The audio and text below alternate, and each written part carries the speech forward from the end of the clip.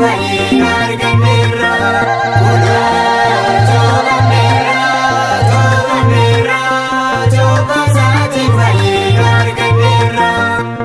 Akkamitti dhuftaa gara kootti naaf hin malu atoo waaqa kootti ansiinaan cuubamaa Kiristoosi hin eeyyamu kunoo aangoo keeti.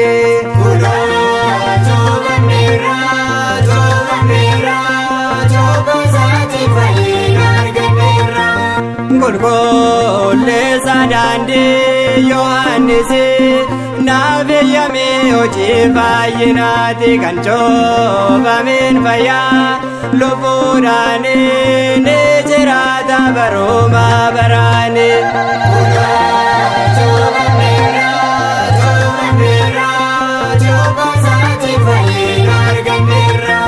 Raajii guddaa ta'ee Yordaanosiin akkas jedhee abbaan samiirraati mee kunnin jaallu isaa kana akkam banneef isaa miidhagaa.